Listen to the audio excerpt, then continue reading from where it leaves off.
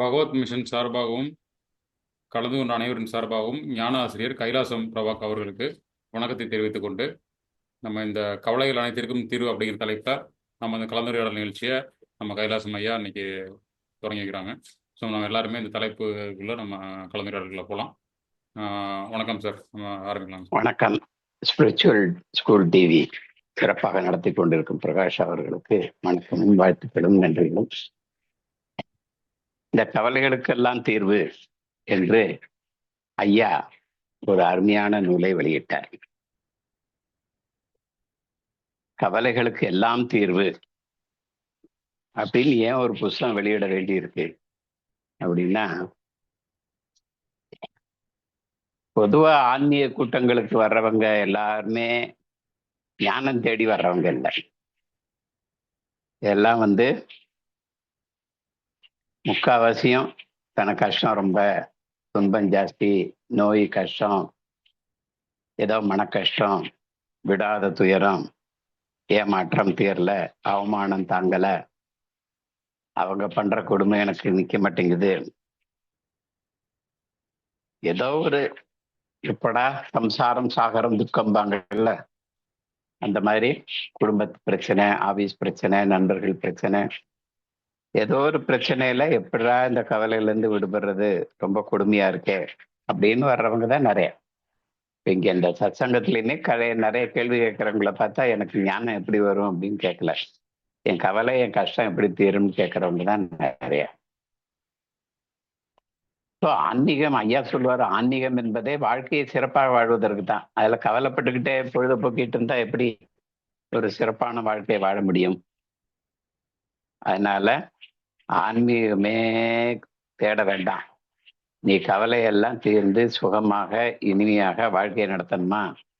அதுதான் உண்மையாக ஆன்மீகத்தின் நோக்கம். நீ ஆன்மீகத்தை சொல்லி வந்தாலும் சரி, ஞானத்தை தேடி வல்லைனாலும் சரி, உனக்கு வாழ்வதற்கு, உன் கஷ்டம் தீர்றதுக்கு வழி வேணும். அப்ப நீ சுகமா வாழலாம், நிம்மதியா வாழலாம், ஒரு சுதந்திரமா வாழலாம். அப்ப உன்னுடைய வெளி வேலைகளை நீ சிறப்பா செய்யலாம். அந்த கவலைக்குள்ளே மூழ்கி கிடந்து பலவீனப்படுறதை விட வெளி வேலைகளை நீ செய்ய வேண்டிய கடமைகளை சிறப்பா செய்யலாம், சிறப்பாக வாழலாம். அப்படிங்கிறதுக்காகவே ஆன்மீகமே வேண்டான்னு சொல்றவங்களுக்காகவும் கூட உதவி செய்யறதுக்காக எழுதப்பட்ட நூல் இது. ஞானம் தேடி வர்றவங்களுக்காக தான் முதல்ல அவரு டோன்ட் டிலே என்லைட்டன்மெண்ட் என்ற புக்கை ஆங்கிலத்தில் எழுதினார். ஏன் ஆங்கிலத்தில் எழுதினார்னா, உலகம் பூரா இருக்கிறவங்க எல்லாரும் இந்த ஞானம் அடைந்து அவர்கள் எல்லாம் துன்பத்திலிருந்து விடுபடணுங்கிறதுக்காக தான், கஷ்டத்திலிருந்து விடுபடணுங்கிறதுக்காக தான். ஆனாலும் அதோட தமிழாக்கம் பின்னாடி வந்தது, ஞான விடுதலை மிகவும் எளிதுன்னு. ஆனாலும் ஆன்மீக பக்கம் வரமாட்டேன், ஆனா எனக்கு கவலை தீரணும் அப்படின்ற மனித இனத்தின் அடிப்படை தேவை கவலை தீர்வது. அதற்காக தான் ஐயா இந்த புக் எழுதினாரு. ரொம்ப அற்புதமான புக்கு.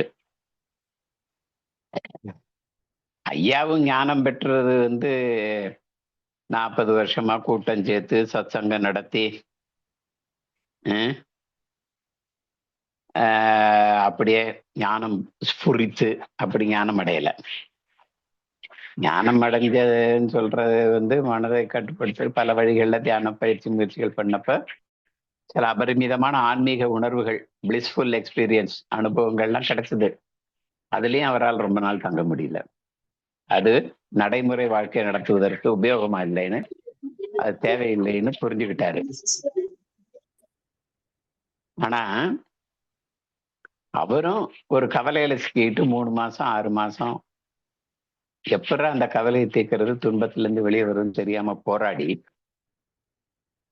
நம்மளால ஒண்ணும் செய்ய முடியாதுன்னு கைவிட்ட உடனே நான் செய்த முயற்சிகள் நின்ற உடனே தான் இயற்கை தானாக அவருக்கு ஒரு வழியை திறந்து விட்டது. அதான் சடனா மனம் செயல்படும் முறையே மாறிடுச்சு. அது கவலைப்படுறதை விட்டுவிட்டு சுதந்திரமா இயங்க ஆரம்பிச்சது.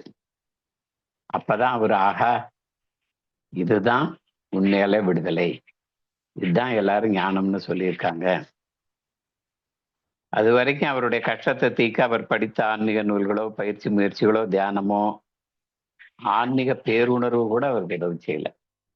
எப்ப இந்த கவலையை என்னால் தீர்க்க முடியாது, ஒண்ணும் செய்ய முடியாதுன்னு தோத்து போய் சரணடைஞ்சு என்னால ஒண்ணும் செய்ய முடியாதுன்னு விட்ட உடனே இயற்கை பொறுப்பெடுத்துக்கிச்சு. அவருக்கு அந்த கவலை தானா கரைந்து போறதா அவர் பார்த்தார். இயற்கை அவர் காட்டி தந்தது, அதே அவர் ஞானம்னு சொன்னார். ஆக்சுவலா பார்த்தா புத்தர் கூட ஞானம் தேடி எல்லாம் அரண்மனையை விட்டு வெளியில போல. ராஜபோக வாழ்க்கையை விட்டு வெளியில போன காரணம் அவரு சும்மா சுத்தி பார்க்க போனார் ஊரை. வரிசையா நோயாளர், மூப்பு, மரணம், வறுமை, மக்கள் படுற துயரம் அதெல்லாம் பார்த்தா ஏடா இவ்வளவு கஷ்டப்படுறாங்க, நம்ம வாட்டு சுகபோகமா ராஜ வாழ்க்கை வாழ்ந்துகிட்டு இருக்கோம், வெளி உலகம் இப்படி கஷ்டப்பட்டுல இருக்க, அதுக்கெல்லாம் எப்படி தீர்வு காண்றதுன்னு வெளியே போனார். வெளியில போன உடனே அவர் பயிற்சி முயற்சி தியானம் கற்றுக் கொடுக்குற கூட்டத்தில் போய் மாட்டிக்கிட்டார். இல்லையா சொல்ல போனா மாட்டிக்கிட்டார். அவங்க சொன்ன பயிற்சி முயற்சி எல்லாம் செஞ்சு இழைச்சு ஓடாகி கூடாகி போய் அப்புறமும் விடுதலை கிடைக்கல. போங்கடா உங்க பஞ்சாயத்தே வேணான்னு ஓரமா போய் ஒரு மரத்தடியில போய் என்ன வேணா நடக்கட்டும் அப்படின்னு விட்ட உடனே தபக்குன்னு மனம் அப்படியே கதவு திறந்து விட்ட மாதிரி ஆச்சு. அவருக்குள்ள அந்த ஞானம் மலர்ந்தது. அவர் உட்கார்ந்து கைவிட்டதுனால வந்த ஞானம், அது மரத்தடியில உட்கார்ந்ததுனால வரல. ஆனா அதுக்கு போதி மரம்னு பேர் வந்துருச்சு. அந்த மரத்தடியில போய் உட்கார்ந்தா எல்லாருக்கும் ஞானம் வந்துடாது. போதினா ஞானம். இன்னும் சொல்ல போனா ஜேகேயோ ரமணரோ யாரும் ஞானம் தேடியதால் ஞானம் அடையல. அவங்களுக்கு ஏற்பட்ட கஷ்டத்தையோ பயத்தையோ துக்கத்தையோ, அரவிந்தர் உட்பட துக்கத்தையோ அப்படியே ஏத்துக்கிட்டாங்க. வேற ஒண்ணும் செய்ய முடியாது நம்மளால அப்படின்னு விட்ட உடனே அது பிரபஞ்ச சக்தி அவங்கள தூக்கிட்டு போயிடுச்சு, அவங்கள விடுதலை பண்ணுச்சு. அப்ப இதுதான் ஞானம் என்பதை ஐயா புரிந்து கொண்டார். அதை எல்லாருக்கும் இந்த கவலையை தீர்க்கும் வழியை ஆக்சிடென்டலா புரிஞ்சுக்க வேண்டியதில்லை, முறைப்படி புரிஞ்சுக்கலாம் அப்படின்னு சொல்றதுக்காக தான் இந்த ஞான கவலைகள் அனைத்திற்கும் தீர்வு அப்படிங்கிற புக் எழுதினார். ஞான விடுதலையும் அதுக்காக எழுந்ததுதான். ஆன்மீகமே வேண்டாங்கிறவங்களுக்கும் கூட உதவி செய்வதற்காக அவர் எழுதிய நூல் தான் இது. அப்ப பொதுவா நம்ம எல்லாரும் கஷ்டம், ரொம்ப கஷ்டம், ரொம்ப துயரம், எனக்கு இப்படி லாஸ் ஆயிடுச்சு,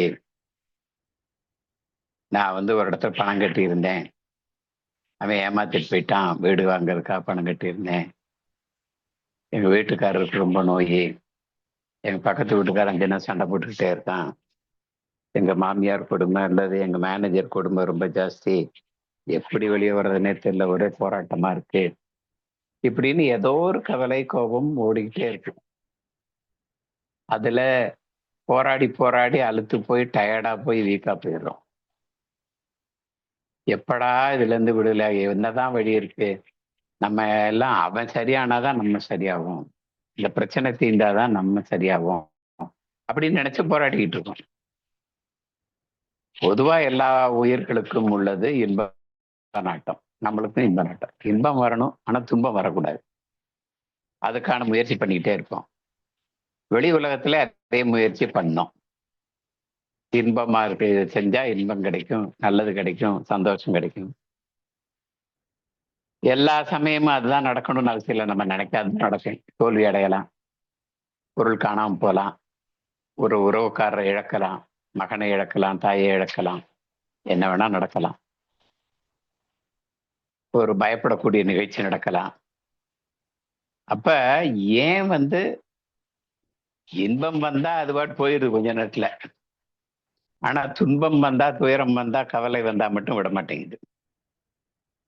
மனம் எப்படி இயங்குதுன்னாக்கா அதை போட்டு பிரட்டிக்கிட்டே இருக்கு. ராத்திரி பகல் வீட்டுக்கார்ட்ட சண்டை போட்டா, வீட்டுக்காரர் மட்டும் சண்டை போட்டா அது உள்ள ஓடிக்கிட்டே இருக்கு கிரைண்டர்ல. ஏதோ ஒரு பயந்த நிகழ்ச்சி நடந்துச்சுன்னா, ஐயோ அப்படி நமக்கு ஆயிருமோ, நம்ம பிள்ளைக்கு ஆயிருமோ, ஏதோ ஆக்சிடென்ட்டை பார்த்தா அம்மாவுக்கு பயம் வந்துடுது. பையன் வெளியே பைக் எடுத்துட்டு போறான், வீட்டுக்காரர் பைக் எடுத்துட்டு போறாரு, சைக்கிள் எடுத்துட்டு போறாரு, ஏதாவது ஆயிருமா, அவங்க வீட்டுக்கு வர வரைக்கும் கவலை, பயம். இது ஏன் இப்படி நீடிக்குது? மனது எப்படி செயல்படுது? இப்ப ஏதோ ஒரு வேலைக்கு போறோம். இப்ப இன்னைக்கு ஊருக்கு போறோம். நம்ம எப்படி போகலாம்? ட்ரெயின்ல போகலாம், இல்ல பஸ்ல போகலாம், என்னமோ பிளான் பண்றோம். உடனே அது 10 ஐடியா கொடுக்கும் மனசு. நம்ம அன்னைக்கு அந்த பக்கம் போய் மாட்டிக்கிட்டோம். அந்த பஸ்ல போனப்போ அது ஆக்சிடென்ட் ஆச்சு. பஸ் எல்லாம் நம்ப முடியாது. ராத்திரி பூரா டிரைவர்கள் தூங்காமையே ஓட்டுறாங்க. நம்ம ரயில்ல போகணும். நான் ரயில் டிக்கெட் கிடைக்கல, பஸ்ல தான் போகணும் நைட்டு. ஐயோ, ஏதாவது ஆயிருமா, ஏதாவது ஆயிருமான்னு ஓட ஆரம்பிச்சிடுச்சு. யாரோ ஒரு ஃப்ரெண்டு நமக்கு வாக்கு கொடுத்தான். நான் பணம் கொடுத்துருந்தேன், பொண்ணு கல்யாணத்துக்கு வேணும்னு கேட்டான், கொடுத்தேன். நண்பனாச்சேன்னு 1 வருஷம் ஆச்சு, 2 வருஷம் ஆச்சு. நமக்கு இப்போ ஒரு தேவை இருக்கு, இந்த பணம் வரமாட்டேங்குது. இப்படி ஏமாத்துறானேன்னு கோவம் வருது, ஏமாத்துறானேன்னு கோவம் வருது. அதை போட்டு திங்க் பண்ணிக்கிட்டே இருக்கு. அவன் நான் சீக்கிரம் தர்றேன் அப்படின்றான் எப்ப கேட்டாலும், ஆனா தரமாட்டேங்கிறான். கோவம் உள்ள பெருகிட்டே இருக்கு. இப்படி ஏமாத்துறான், அப்படி ஏமாத்துறான். ஒரு தடவை ஏமாத்துறான்னு நினைச்சா ஒரு கவலை வரும். அதே 100 தடவை யோசிச்சா 100 தடவை ஏமாத்தினுடைய பாதிப்பு நமக்கு வருது. 1000 தடவை 10,000 தடவை யோசிக்கிறோம். ஒரு ஒரு ஆக்சிடென்ட் ஆகுது, அதை பார்த்த உடனே நம்ம வீட்டுக்காரருக்கு ஏதாவது ஆக்சிடென்ட் ஆயிருமோ அப்படின்னு பயப்படுறாரு. நான் மனது எப்படி நினைக்குதுன்னா, பழைய அனுபவங்களை கொண்டு குவிக்குது. இப்படி ஆயிரும், அப்படி ஆயிரும், அதாயிரும், அங்க அப்படிதான் ஆச்சு, இங்க இப்படிதான் ஆச்சு, ஆக்சிடென்ட் ஆன கதையெல்லாம் கொண்டு சேர்க்கும். நான் பெங்களூர்ல இருந்தப்போ ஒரு அம்மா வந்தாங்க. நெஞ்சு வலி, படபடப்பு வருது, தலை வலிக்குது, தலை சுத்துது, எந்திரிக்க முடியல. என்னன்னா அந்த காலகட்டம் வீரப்பன் ராஜ்குமார கடப்புக்கு வச்சிருந்த காலகட்டம். அப்ப வந்தாங்க. ஏம்மா, என்னம்மா உங்களுக்கு பிரச்சனை, என்ன மனசு பாதிச்ச விஷயம் எதுவும் இருக்கான்னு கேட்குறேன். ஆமாங்க, பயமா இருக்கு. என்ன பயமா இருக்கு? பிள்ளை குட்டிகளுக்கெல்லாம் ஏதாவது ஆபத்து வந்துருமா பயமா இருக்கு. ஏன் அப்படியா இருந்துச்சு? இந்த வீரப்பன் ராஜகுமார கடத்திட்டான் பாருங்க, அதுல எனக்கு கவலை. நாங்களும் அதே தெருவில் தான் குடியிருக்கோம், அதே ஏரியாவில் தான் குடியிருக்கோம். ஒவ்வொரு முக்கிலையும் 4-5 ஆம்பளை போலீஸ் நிக்கிறாங்க பாதுகாப்புக்கு. எங்களுக்கு ஒன்றும் பயம் தெரில. ஆனா அவங்க பயமா இருக்கு சார், நெஞ்செல்லாம் அடைக்குது சார். ஏங்க அப்படி சொல்றீங்க? 10 வருஷம் முன்னாடி சார் இப்படிதான் காவிரி சண்டை வந்தப்ப நாங்க இருந்த தமிழர் ஏரியாக்குள்ள கன்னடக்காரங்க புகுந்து அடிச்சு வீடுகள்லாம் நொறுக்குனாங்க. எங்க வீட்டு பைக்கை எடுத்து அதுல இருந்து பெட்ரோல் எடுத்து எங்க வீட்டு முன்னாடி பைக்கு போட்டு கொடுத்துனாங்க. வீட்டுக்குள்ள புகுந்து அடிச்சாங்க. என் பிள்ளைக, நாங்க பேர பிள்ளை உயிருக்கு காப்பாத்திக்கிறது போராடணும். எனக்கு அந்த காட்சியெல்லாம் அப்படியே ஞாபகம் சார். இப்ப அப்படி ஒன்றும் ஆபத்து இல்லை இல்லைம்மா, பாதுகாப்பத்தானே. அதெல்லாம் உங்களுக்கு தெரியாது சார், பட்டிருந்தா தானே சார் தெரியும். அப்ப அவங்களுக்குள்ள ஒரு பழைய அனுபவம் என்ன சொல்லுது? இப்ப அதே மாதிரி நிகழ்ச்சி இப்ப நடக்கல, ஆனா மனது அப்ப நடந்த நிகழ்ச்சி ரெக்கார்டு உள்ள வச்சிருக்கு நினைவுல. மனம் என்பதே பழைய நினைவுகளின் பதிவு தான். அதை எடுத்து போட்டு விட்டுருச்சு. அதே மாதிரி இப்ப நடக்கிற மாதிரி மனசுக்கு தோணுது. அதனால உடம்பு அதுக்கு நோயாயிருது. அதை நினைச்சு அந்த மாதிரி ஆபத்து வர மாதிரி நினைச்சு சார் எனக்கு லேசா நெஞ்சு வலிக்குது சார். சரி, அது கேஸ் ட்ரபிளா கூட இருக்கும் தோணுச்சு. ஆனாலும் நான் ஒரு 2-3 தடவை இசிஜி எடுத்து பார்த்துட்டேன் சார் இந்த 1 வருஷத்துல. அப்படியே இசிஜில எல்லாம் நார்மலா தான் இருக்குன்ட்டாங்க சார். இருந்தாலும் எனக்கு பயமா இருக்கு, ஹார்ட் அட்டாக் வந்து. ஏங்க அப்படி பயப்படுறீங்க? எங்க அப்பாவுக்கும் 52 வயசுல தான் சார் ஹார்ட் அட்டாக் வந்துச்சு. அது ரெக்கார்டு உள்ள இருக்கு. 52 வயசுல ஹார்ட் அட்டாக் வந்து போயிட்டாரு. இவருக்கு 51 ஆகுது. இப்பயே தயாராகிறாரு 52 வயசுக்கு. மனது என்ன பண்ணுது? நமக்கு ஹார்ட் அட்டாக் வரப்போகுது, ஹார்ட் அட்டாக் வரப்போகுது, ஹார்ட் அட்டாக் வரப்போகுதுன்னு சொல்லிக்கிட்டே இருக்கு. நம்ம மனது எப்படி செயல்படுதுன்னா, ஒரு கவலை, ஒரு பயம், ஏதோ ஒண்ணு ஒரு செயல் செய்ய போகும்போது பழைய நினைவுல இருந்தோ, அனுபவத்துல இருந்தோ, நியூஸ் பேப்பர்ல இருந்தோ, டிவி நியூஸ்ல இருந்தோ வாங்கிக்குது. ஐயோ, அது மாதிரி நமக்கு ஆயிருமோ, நம்ம இப்படி ஆனா என்ன? ஒருத்தன் கோவத்துல திட்டிட்டு பஸ் ஏறி போயிட்டான். அவன் திட்டினது ஒரு தடவை தான்.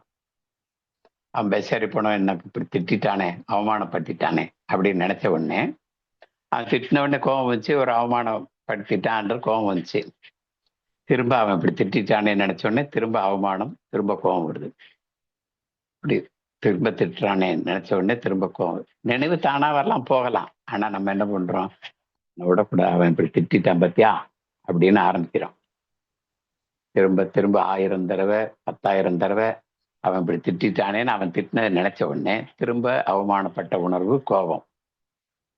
அவன் ஒரு தடவை திட்டிட்டு போனா நம்ம 10,000 தடவை அவன் திட்ட வாங்கிக்கிட்டோம் சொந்த முயற்சியில. 10,000 தடவை அவன் திட்டினா 10,000 தடவை அவமானப்பட்ட மாதிரி ஆகி அவன் மேல கோபம் வெறி ஜாஸ்தி ஆயிட்டே போகுது. அவன் ஒரு தடவை திட்டினானா 10,000 தடவை திட்டினானா? ஒரு தடவை தான். ஆனா நம்ம 10,000 தடவை திட்டின எஃபெக்ட நம்மளே நம்மளுக்கு உண்டாக்கிக்கிட்டோம்.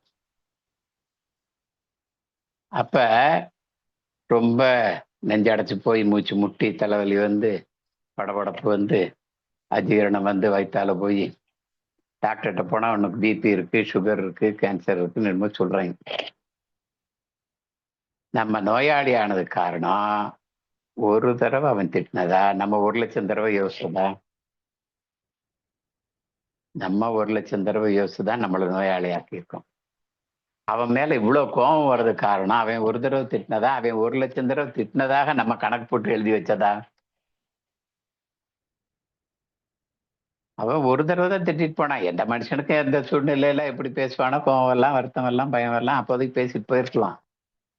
ஆனா நம்ம அதையே அவன் 10,000 தடவை திட்டினதா 1,00,000 தடவை திட்டினதா யோசிச்சுக்கிட்டா அதனுடைய பாதிப்பு 1,00,000 தடவை யோசிச்சதுனால அவனுக்கு ஒன்றும் பாதிப்பாக போறது இல்லை. நம்ம யார் மேல கோவப்பட்டாலும், எதை நினைச்சு பயந்தாலும், எதை நினைச்சு வருத்தப்பட்டாலும் நம்மளுக்கு தான். குழந்தை இறந்து போச்சு திடீர்னு. எனக்கு தெரிஞ்ச ஒரு டாக்டர், அவங்க அப்பா டாக்டர், பையன் டாக்டர். அவங்க குழந்தை வாமிட் எடுக்குது, வயித்தால போகுதுன்னு அவங்க பக்கத்துல ஒரு ஹாஸ்பிட்டல்ல அட்மிட் பண்றாங்க, மருந்து கொடுக்குறாங்க. 4-5 நாள் கழிச்சு அது வந்துடுது. திரும்பி வீட்டுக்கு கூப்பிட்டு வந்துட்டாங்க, நார்மல் ஆயிடுச்சுன்னு. அம்மா மடியில போட்டு பால் கொடுக்குறாங்க. அப்படியே வாந்தி வர மாதிரி ஆகுது. வாந்தி வர மாதிரி ஆன உடனே அப்படியே மூச்சு குடலுக்குள்ள அந்த பால் போயிடுது. ஆஸ்பிரேஷன் பாங்க. உடனே மூச்சு அடைச்சு அம்மா மடியிலே செத்து போச்சு. அப்பா அங்க இருக்காரு பக்கத்துல, தாத்தா அங்க இருக்காரு, காப்பாற்ற முடியும். அந்த அம்மாவும் அப்பாவும் அப்படியே பைத்தியமாயிட்டாங்க. நம்ம ஒரு டாக்டரா இருந்து பிரயோஜனம் இல்லை, யாருக்கும் வைத்தியம் பண்ண மாட்டேன், ஆஸ்பத்திரி நடத்த மாட்டேன்றாங்க. அது தவிர்க்க முடியாத இழப்பு, தாங்க முடியாத இழப்பு. ஆனா அதை பெரட்டி பெரட்டி பெரட்டி பெரட்டி விடாம பல வருஷம் கொண்டு அந்த அம்மாவுக்கும் அவங்களுக்கும் மன பாதிப்பு அவ்வளவு.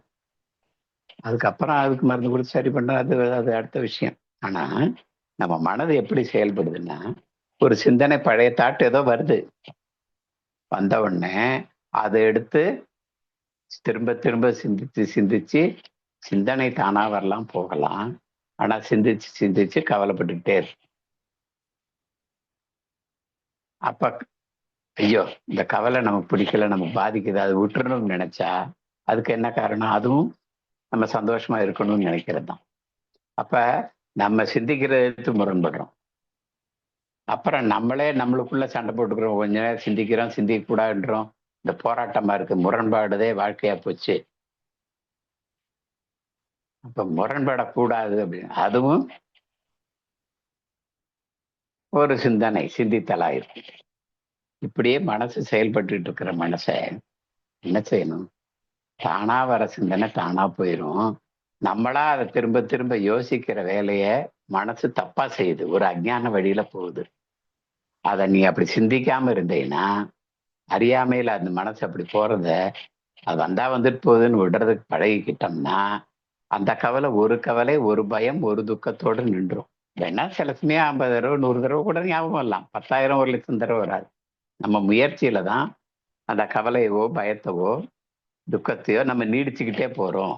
அந்த கவலையை விட பழகினா, அந்த சிந்தித்தலை விட பழகினா நம்ம கவலையிலிருந்து விடுதலை ஆகலாம் அப்படிங்கிறத ஐயா இந்த நூல் மூலம் அருமையா சொல்லியிருக்காரு. அப்ப ஆன்மீகத்தின் ஆணி வேரா இருக்கிறதே கவலை தீர்க்கிறது தான். அதுக்காக தான் நிறைய பேர் ஆன்மீகம் தேடியே போறாங்க. என்ன, அந்த கவலை அனைத்திற்கும் தீர்வுன்ற நூலை, அருமையான நூலை ஐயா கொடுத்திருக்கார்.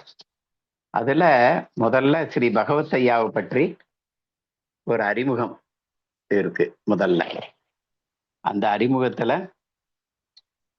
அது என் பேர் போட்டிருக்கு, டாக்டர் கைலாசம், தலைவர் ஸ்ரீ பகவத் மிஷன். என்ன, அதுல ஐயா அதுல என்ன எழுதியிருக்குன்னா, இது படித்து பார்க்க வேண்டிய நூல் அன்று, இது படித்து தியானிக்க வேண்டிய நூலாகும். இது படித்து பார்க்க வேண்டிய நூல் அன்று, இது படித்து தியானிக்க வேண்டிய நூலாகும். எந்த ஒரு குடும்பத்தில் இந்த நூலை படித்து புரிந்து கொள்கிறார்களோ, எந்த ஒரு குடும்பத்தில் இந்த நூலை படித்து புரிந்து கொள்கிறார்களோ, அந்த குடும்பத்தில் அவலங்கள் அனைத்தும் நீங்கி சுபிட்சம் மட்டுமே தங்கியிருக்கும். இந்த குடும்பத்தில் அவலங்கள் அனைத்தும் நீங்கி சுபிட்சம் மட்டுமே தங்கியிருக்கும். உங்களுக்கும் உங்கள் குடும்பத்தாருக்கும் எனது நல்வாழ்த்துக்கள். டாக்டர் என் கைலாசம். ஐயா, என்னங்கய்யா இப்படி எழுதியிருக்கே அப்படின்னேன். ஏன்னா என் பேர் போட்டு ஐயா தான் எழுதினார். ஸோ இது இந்த புஸ்தகத்தை படிக்கிறவங்க கவலை தீர்ந்து சுபிட்சமாக இருக்கலாம்ன்ற ஐயாவினுடைய ஆசீர்வாதம் இந்த புக்கில் இருக்கு. என் பேர் போட்டிருக்குன்னு பயப்படாதீங்க, நான் பினாமி தான், அவர் தான் ஒரிஜினல் ஓனர். அந்த மாதிரியான ஒரு அற்புதமான புக்கு. வேற எந்த ஆன்மீக புக்கை ஐயாவோட புக்கு படிக்கிறீங்களோ இல்லையோ, உங்க கவலை தீரணும்னு நினைச்சீங்கன்னா ஐயாவினுடைய இந்த புக்கை வாங்கி கண்டிப்பா படிங்க. அது ஒவ்வொரு கவலையும் நேற்று வந்த கவலையா இருக்கலாம், போன 10 வருஷம் முன்னாடி நடந்த கவலையா இருக்கலாம், எப்ப வேணா அது நினைவுக்கு வரலாம், வேற சூழ்நிலை சந்தர்ப்பம் வரும்போது. அல்லது நம்ம பரம்பரையில வாங்கிட்டு வந்த கவலையோ நோயோ பயமோ துக்கமோ இருக்கலாம், அல்லது பல ஜென்மமா சேர்த்து வச்சதா இருக்கலாம், அல்லது இன்னுமே வரப்போற கவலையா இருக்கலாம். நாளை கழிச்சு நடக்க போற நிகழ்ச்சிகள் நம்ம எல்லாமே நம்ம நினைச்சபடி இருக்கணும்னு அவசியம் இல்லை. எதிர்காலத்துல வரக்கூடிய கவலை, கடந்த காலத்தில் நிகழ்ந்த கவலை, இன்று நடக்கிற பிரச்சனை, எல்லா கவலைகளுக்குமே தீர்வாக இந்த புக்கு வழி சொல்லுது. கவலைகள் அனைத்திற்கும் தீர்வுனா இப்ப இருக்கிற நம்ம சேர்த்து வச்சிருக்கிற 10 ஐட்டம் இல்லை, நம்ம பரம்பரையா சேர்த்தது, ஜென்மமா சேர்த்தது, இன்னுமே சேர்க்க போறது. எந்த கவலை வந்தாலும் இன்னுமே இருக்கிறதும் இனிமே வரப்போறதுக்கும் சேர்த்து தீர்வு. கவலைகள் அனைத்திற்கும் தீர்வு என்ற அற்புதமான சூத்திரம் அடங்கிய இந்த நூல். இதை ஒவ்வொருவரும் கண்டிப்பாக படிக்க வேண்டும் என்று கேட்டுக்கொள்கிறேன். இதை வழங்கிய ஐயாவின் திருப்பாதங்களுக்கு என் நமஸ்காரங்களை தெரிவித்துக் கொள்கிறேன். இனி உங்கள் சந்தேகங்களை கேட்கலாம்.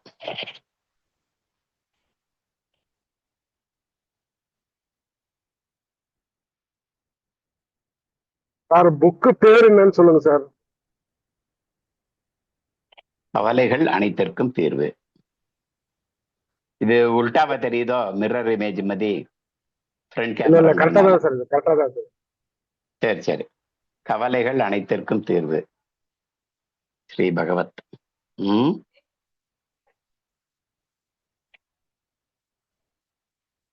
ஞான விடுதலை புக்கை படிக்கலாம், அது ஆன்மீகம் ஞானம் தேடுறவங்க படிக்கலாம். கவலைகள் அனைத்தும் தீர்வு மனுஷனா பிறந்த எல்லாரும் படிக்கலாம். ஆன்மீக தேடணும்னு அவசியம் இல்லை. நாத்திகனா இருந்தா பரவாயில்ல, ஆத்திகனா இருந்தா பரவாயில்ல, அறிவாளியா இருந்தா பரவாயில்ல, சாமானியனா இருந்தா பரவாயில்ல, தலைவரா இருந்தா பரவாயில்ல, தொண்டனா இருந்தா பரவாயில்ல, எல்லாரும் படிக்கலாம். பயங்கர யூஸ்ஃபுல்லான புக்கு.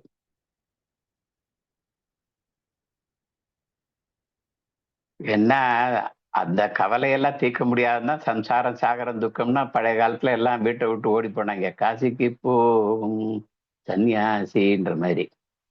என்ன, உன் குடும்பம் என்னாகும் நீ யோசி.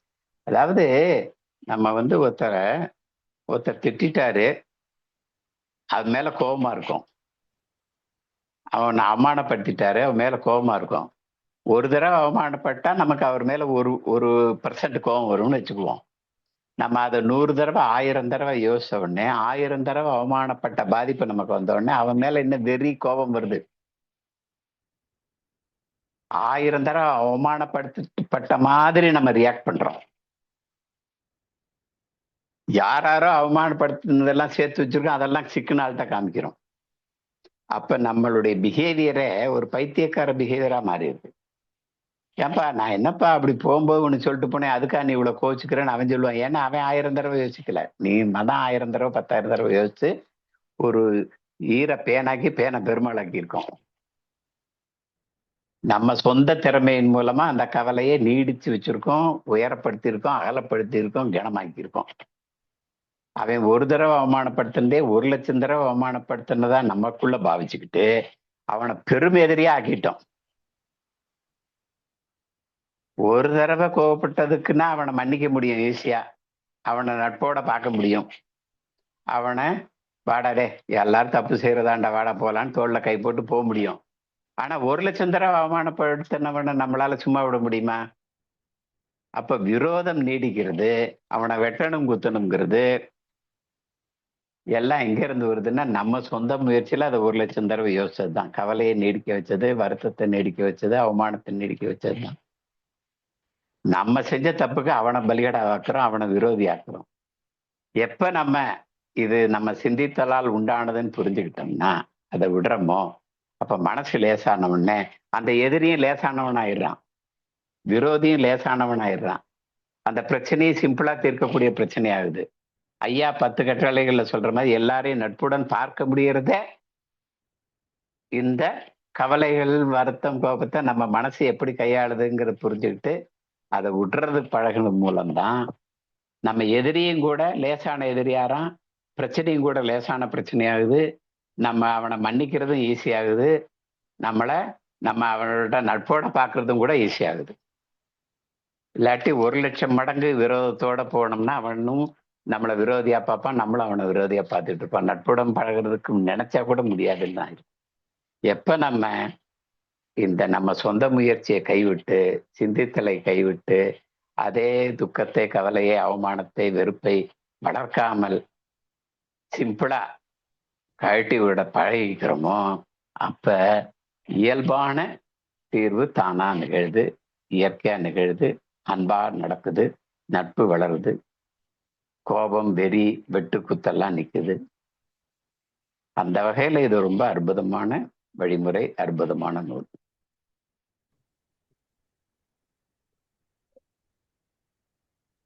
ஐயா, சிந்தித்தலை விடுதல் அப்படின்னா எப்படிங்க பண்றது அது? இதுல இருந்து என்ன தெரியுதுன்னா, ஐயாவினுடைய ஞான விடுதலை புக்கு நீங்க படிக்கல, கவலைகள் அனைத்திற்கு தீர்வு நீங்க படிக்கல. அதாவது சப்ஜெக்ட் படிச்சு அப்புறம் நான்லாம் இந்த ஒரு புக்கு படிச்ச உடனே, புக்கு ஞான விடுதலை படிச்ச உடனே நான் தேடுதல் நிறுத்திட்டேன்னு முடிவாயிட்டேன். ஏன்னா அதுல அப்படி வருஷப்படி அவர் சொல்லியிருக்காரு. ஸோ நீங்க அவசியம் ஞான விடுதலை படிக்கலாம், அல்லது கவலைகள் தீர்வு படிக்கலாம், தியானத்தை விடு ஞானத்தை பேர் படிக்கலாம்.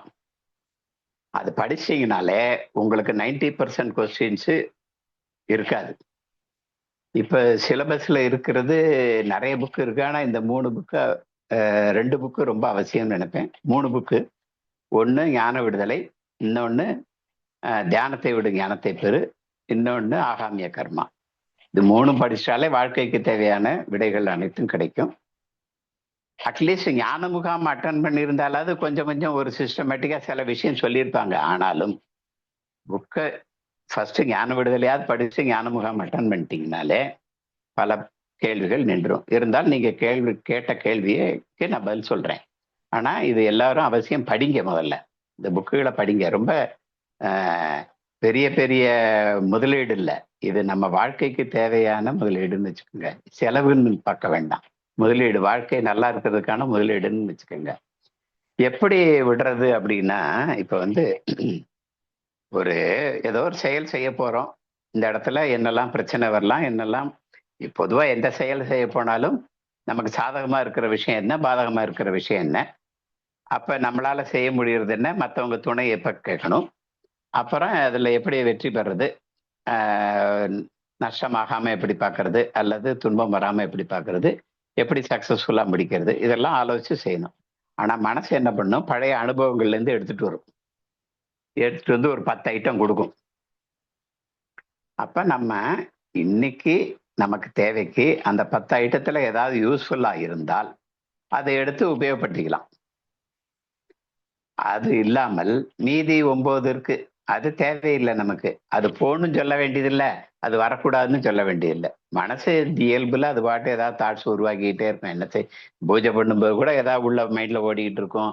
வேற ஆபீஸ் வேலை பார்க்கும்போது கூட என்னமோ ஓடிட்டு இருக்கும். வண்டி ஓட்டும்போது கூட என்னமோ தாட்ஸ் ஓடிட்டு இருக்கும். தாட்ஸ் ஓடிட்டு இருக்கிறது அதோட இயல்பு. ஒரு ஆறு ஓடுறது அதோட இயல்பு மாதிரி மனம் பிரபாகமா ஓடிக்கிட்டு இருக்கும், அதோட இயல்பு. நமக்கு இன்னைக்கு தேவையான ஏதோ ஒரு நிகழ்ச்சி, நீ சாயங்காலம் ஆபீஸ் விட்ட உடனே வீட்டுக்கு போகும்போது இதை சாமான் வாங்கிட்டு போகணும், நாளை கழிச்சு பையனுக்கு ஸ்கூல் ஃபீஸ் கட்டணும், அடுத்த வாரம் எலக்ட்ரிக் பில் கட்டணும், ஏதோ ஒரு தாட் வரும்போது அதை உபயோகப்படுத்துவோம்.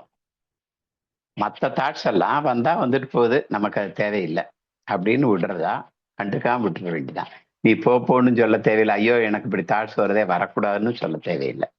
அதுவும் முக்கியமா ஏதாவது பயந்த தாட்ஸ் வந்தாதான் நம்ம ரொம்ப பயமோ துக்கமோ வந்தாதான் அதுல சிக்கிக்குவோம். மற்ற தாட்ஸ் எல்லாம் கூட கண்டுக்காம விட்டுருவோம். இப்போ எக்ஸாம் ஃபியர் ஒரு பையனுக்கு வரணுமா வரக்கூடாதா? கேள்வி கேட்டவர் யாரு? வரணுங்கய்யா. ஏன் வரணும்? அப்பதான் அதுல அவன் முயற்சி பண்ணி படிச்சு அதுல முன்னேற முடியும் இல்லையா, பாஸ் பண்ண முடியும். ஆமா ஆமா, பயம்ங்கிறது அவனை படிக்க தூண்டுறதுக்காக வருது. ஆனா ஐயோ சார் எப்படி பாஸ் பண்ண போறேன்னு எனக்கு பயமா இருக்கு, எனக்கு ஒண்ணுமே தெரியல, படிச்சா எத்தனை தடவை படிச்சாலும் உள்ள போக மாட்டேங்குதுன்னு ஆரம்பிப்பான். ஏன்னா அவன் பயத்தை ஃபோக்கஸ் பண்ண ஆரம்பிச்சான்னு அர்த்தம். பயம் திரும்ப திரும்ப வந்துகிட்டு இருக்கு. இவ்வளோ இருக்கு படிக்க வேண்டியது, இவ்வளோ இருக்கு சிலபஸ், இவ்வளோதான் டைம் இருக்கு, அந்த வாத்தியார் வேற சரியா சொல்லி கொடுக்கல, எப்படி புரியுத, பாதி சப்ஜெக்ட் புரியுது புரிய மாட்டேங்குது அப்படின்னு பயத்தை ஃபோக்கஸ் பண்றான். அப்ப பயத்தையே நம்ம பயம் உள்ளேருந்து காமிக்குது, நீ போன தடவை சரியா படிக்கல, ஃபெயிலா போயிட்ட, மார்க் கம்மியாச்சு, அம்மா திட்டினாங்க அப்பா திட்டினாங்க, ஏதோ சொல்லுது. எக்ஸாம் வந்தோடனே வாத்தியார் திட்டுவார், எல்லா பயமும் வருது. ஆனா அந்த பயத்தை வர்றது நம்மளை வெளியில படிக்கிறதுக்கு தூண்டுறதுக்காக வருது. ஒரு பாம்பை பத்தி பயம் வரணும், வந்தா ஒண்ணு தப்பிச்சு போடலாம், அல்லது அதை அடிக்கிறதுக்கான ஏற்பாடு பண்ணலாம். ஒரு பிசினஸ் பண்ண போறோம்னா நஷ்டம் ஆயிருமோன்னு பயம் வரலாம், தப்பு நடந்துருமோன்னு பயம் வரலாம். அப்பதான் நம்ம தப்பு செய்யாம இருக்க என்னெல்லாம் செய்யணும்னு நம்ம கத்துக்குவோம். அப்ப அந்த பயம் நம்மளை வெளி வேலைக்கு உதவுறதுக்காக வருது. அதுல பலவிதமான பயங்கள், வேற ஏதோ பயம் இல்லை, அவன் மார்க் கம்மி இவன் மார்க் கூட என்னெல்லாம கூட வரலாம். நமக்கு தேவையான தாட் ஒண்ணு எடுத்து வெளி வேலைக்கு உபயோகப்படுத்தினப்போ மிச்ச தாட்டை ஐயா இந்த தாட்லாம் வருதே வரக்கூடாது அப்படின்னு சொல்ல தேவையில்லை. அந்த பயத்திலேயே சிளைச்சிக்கிட்டு போனா அது பேர் சிந்தித்தல் ஐயா. தானா வர்றது சிந்தனை. நம்ம அதை எடுத்து எடுத்து திரும்ப திரும்ப யோசிச்சுக்கிட்டே இருந்தோம்னா பயமோ கவலையோ துக்கமோ சிந்திச்சுக்கிட்டே இருந்தோம்னா அது பேர் சிந்தித்தல். அந்த சிந்தித்தல் தான் நம்ம எனர்ஜியை சாப்பிட்டுக்கிட்டு இருக்கோம். நம்ம எதுல ஃபோக்கஸ் பண்றோமோ அதுல நம்ம எனர்ஜி போயிட்டு இருக்கோம், நம்ம வீக் ஆகிட்டு இருப்போம். வெளி வேலைக்கு எனர்ஜி கிடைக்காது, டைம் கிடைக்காது, இதுலயே பொழுது போயிடும்.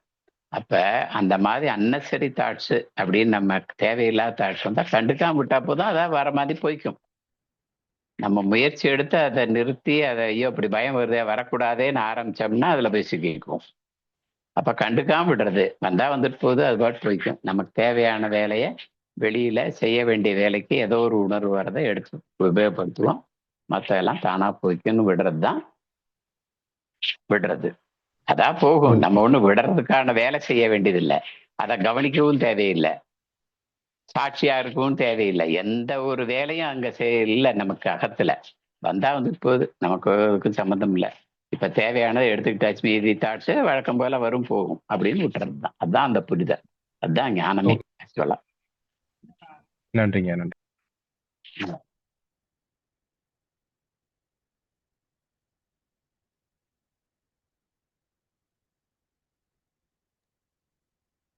புத்தகம் படிக்காதவங்களும் கேள்வி கேட்கலாம், தைரியமா கேளுங்க, பயப்பட வேண்டாம்.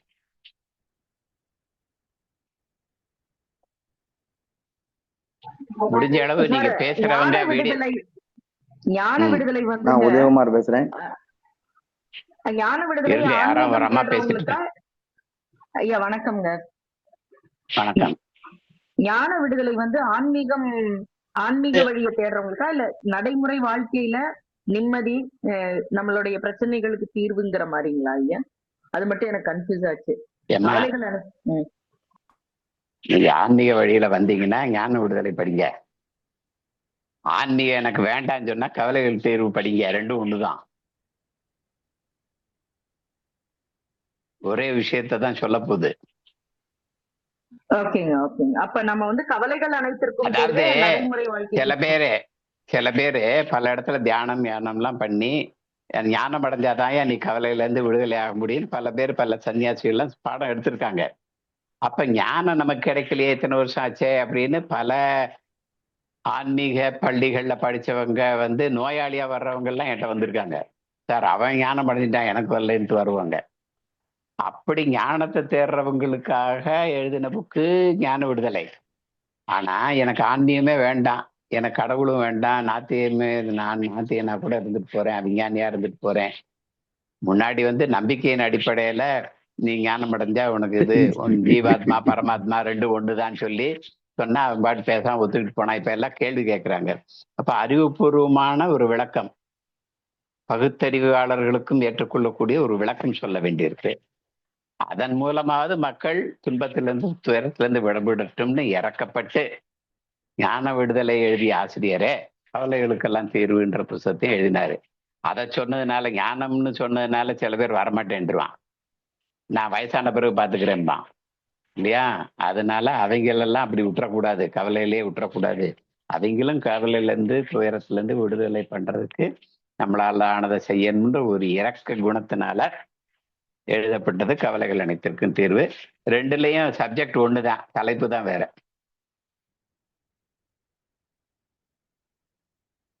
ஓகேயா? ஜோதி கலை. நன்றிங்க.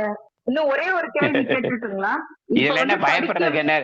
இல்ல இதுல என்ன பயப்படுறதுக்கு என்ன? ரெண்டு புத்தகத்தை படிச்சு வைக்க வேண்டியதானே. இதுல என்ன அதை படிக்கவா இதை படிக்கவா? கவலைகள் அனைத்திற்கும் தீர்வுலையாவது முதல்ல கிளம்புவோம்னு நினைச்சேன். இல்ல அதுக்கு ஒரு கவலைப்பட ஆரம்பிச்சிருவீங்க போல் இருக்கு. முதல்ல இந்த புத்தகத்தை படிக்கவா அந்த புத்தகத்தை படிக்கவா? எல்லா புத்தகத்தையும் படிங்கம்மா. ஒரே ஒரு கேள்விங்க, இது மற்றவங்களுக்கு கூட இது பயனுள்ளதா இருக்கலாம் மேபி. ஒருத்தவங்க எனக்கு இன்னைக்கு கால் பண்ணிருந்தாங்க. பையனுக்கு வயது 28, 20 வயது, ஒரு வயதுல தகப்பனை இழந்திருக்கான், அம்மா கிட்ட வளர்றான். 20 வயது வரைக்கும் இது +2 to +10 +2 இன்ஜினியரிங் பிஇ வரைக்கும் வந்திருக்கான். பிஏல கடைசியில அவன் குணங்கள்ல மாற்றம் ஏற்பட்டு ஒரு பயந்த சுபாவமாவோ என்னவோ மாறி வீட்டுக்குள்ளேயே இருக்கிறது, வேலைக்கு போகாதது, தூங்காதது, ராத்திரி 2-3 மணிக்கு குளிச்சுக்கிட்டு சுத்துறது, பொறுப்பற்ற ஒரு தன்மையில இப்ப 28 வயதுல இருக்கான். நான் வந்து இந்த 3 நாள் சேலத்துல அவங்க எப்பேற்பட்ட குணங்கள் இருந்தா கூட குற்ற உணர்ச்சியில தள்ள மாட்டாங்க என்னோட புரிதலுக்கு சொன்னேன். அப்ப நம்ம நம்பர் பகவத் ஐயாவோட அந்த பாதையில 3 நாள் நடக்குங்க. எழுந்து அவன் ரொம்ப டிஸ்ட்ராக்ட் ஆனான், சின்ன குழந்தையாட்டம். அப்படினால இங்க மனம் சார்ந்த பிரச்சனைக்கும் இங்க தீர்வு இருக்குன்ற மாதிரி நான், அதாவது இந்த மனநிலை பாதித்த இங்க வளர்ந்தவங்களுக்கும் அங்க ஹேண்டில் பண்ண முடியும் நான் புரிஞ்சுக்கிட்டேன். இப்ப சொல்லி இருக்கிறது நான் சரிங்களா? வெரி குட், நல்ல வழி. அதாவது நம்ம போய் சொல்ல போனா கூட சில சமயம் வீட்லயோ வெளியிலயோ, நம்ம வீட்டுக்குள்ளேயோ கூட நம்ம போய் நீ இப்படி பண்றீங்க, அது பண்ண வேண்டாம், இப்படி பண்ணுங்கன்னா இவன் பெருசா அட்வைஸ் பண்ண வேண்டாம்பாங்க. இல்லாட்டி உனக்கு தான் நிறைய தெரியுமோ, நான் எவ்வளவு அனுபவப்பட்டேன், எவ்வளவு கஷ்டப்பட்டேன் எனக்கு தான் தெரியும்பாங்க. அப்ப பர்சனலா எடுத்துக்குவாங்க. ஆனா இந்த மாதிரி ஒரு வகுப்பு அல்லது யூடியூப் அப்படின்னு போகும்போது அவங்க பொதுவா எல்லாருக்கும் சொல்ற விஷயம் அவங்க எடுத்துக்கக்கூடிய பக்குவத்துக்கு வர்றது ஈஸியாகும். அதனால அந்த மாதிரி கிளாஸையோ புக்ஸையோ அறிமுகப்படுத்துறது ரொம்ப நல்லது. Very good effort. தொடர்ந்து செய்யுங்கள், உங்கள் பணி தொடரட்டும். வாழ்த்துக்கள். புத்தகத்தை நான் சொல்லாததுக்கு காரணம், புத்தகத்தை கொடுத்தா கூட அவன் படிக்காம, ஏன்னா அவன் எதையுமே 1 மணி நேரம் கூட செய்யறது இல்லைன்றதுனால அதான் ஒவ்வொருத்தருக்கும் ஒவ்வொரு வழிமுறை யூஸ் ஆகலாம். நீங்க சொல்ற அவருக்கு ஏற்ற வழி நீங்க டிசைட் பண்ணது கரெக்ட்ன்றேன், அவ்வளவு. ஒவ்வொருத்தருக்கும் ஒவ்வொரு வழிமுறை கூட யூஸ் ஆகலாம். என்னால வர முடியாதும்பாங்க, அப்ப அட்லீஸ்ட் யூடியூப் கேளுங்க. வர முடிஞ்சா இது ஞான முகாம் வாங்கன்னு சொல்லலாம்.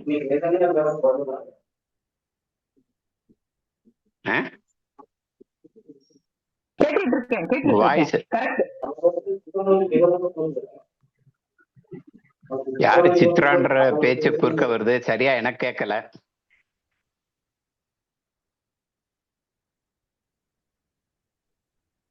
என்கிட்ட பேசுறாங்களா? சித்ரான்னு பேர் வருது, யாரு என்கிட்ட பேசுறாங்களா இல்ல அவங்களுக்குள்ள பேசிக்கிறாங்களா தெரியல. ஐயா வணக்கங்க ஐயா. வணக்கம், சொல்லுங்க. மோட்சம் மற்றும் முக்திக்கு உள்ள வேறுபாடு என்னங்க ஐயா? ரெண்டும் ஒண்ணுதான். ஓகேங்க ஐயா, நன்றிங்க ஐயா. மோட்சம்னா மோட்சம்னா அது அது எங்கேயோ ஒரு இடத்துல பில்டிங் எல்லாம் கட்டி வச்சிருக்காங்கன்ற மாதிரி நினைச்சுக்குவாங்க நிறைய பேரு. என்ன, சொர்க்கம் நரகம் மாதிரி மோட்சம். ஆக்சுவலா மோட்சம்னாலும் விடுதலை தான், முக்தினாலும் விடுதலை தான். விடுதலைனா விடுதலை தான். ஒரு இதுல இருந்து மோட்சம் அடையிறது எப்படின்னா, இதுல இருந்து எப்படி விடுதலை, இந்த பிரச்சனையில இருந்து எப்படி விடுதலை, அல்லது இதுக்கு எப்படி தீர்வு அப்படின்னாலுமே அது ஒரு ஹிந்தி சான்ஸ்கிரிட் வேர்ட்ஸ் தான், எல்லாம் ஒரே மீனிங் தான். உங்களுக்கு அதுல என்ன சந்தேகம்? உங்களுக்கு அதுல என்ன சந்தேகம்? முக்தி மோட்சத்தினால என்ன வித்தியாசம்னு உங்களுக்கு தோணுது? மோட்சம்னா தற்காலிக பிறப்பு இறப்புல இருந்து விடுதலை அப்படின்னு சொல்லிட்டு, முக்தினா சரி, நிரந்தர பிறப்பு இறப்பு சுழற்சியில இருந்து விடுதலை அப்படின்னு சொல்லி ஒருத்தங்க கமெண்ட்ஸ் போட்டிருந்தாங்க ஐயா. அதாவது நீங்க நிரந்தரமா வச்சுக்கலாம், பெர்மனன்ட் டெம்பரரியா வச்சுக்கலாம். அது வாங்குறவங்க சொந்த எஃபர்ட்டை பொறுத்து, சொந்த திறமையை பொறுத்து. ரெண்டுமே பெர்மனண்டாவும் இருக்கலாம். ஹலோ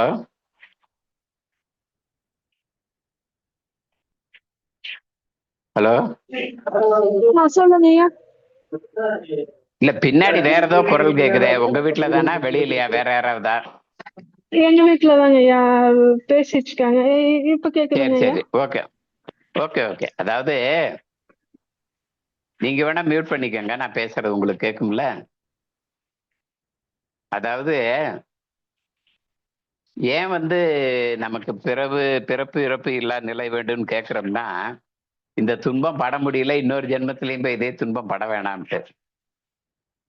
ஆனா இந்த துன்பம் பட வேண்டியதில்லை, இந்த ஜென்மத்திலேயே அந்த துன்பத்திலிருந்து விடுதலை ஆகலாம்னா அடுத்த ஜென்மத்துக்கு இதே நாலெட்ஜ் யூஸ் ஆகும்.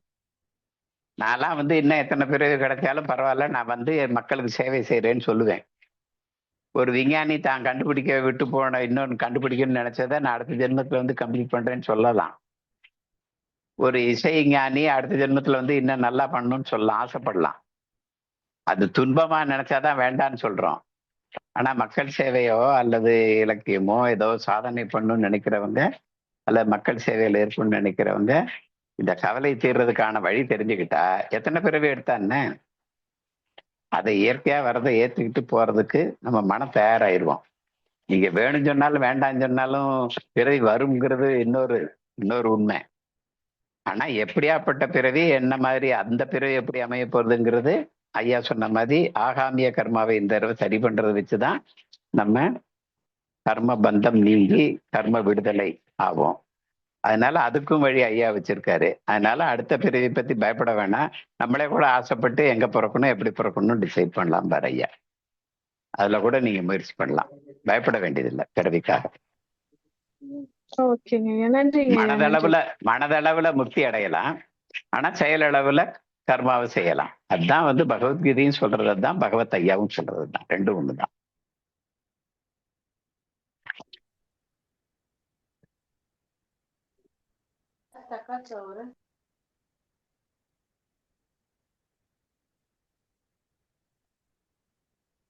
இந்த கேலக்சி M31 அவர் பேர் தெரிய மாட்டேங்குது ஐயா. வணக்கம் ஐயா.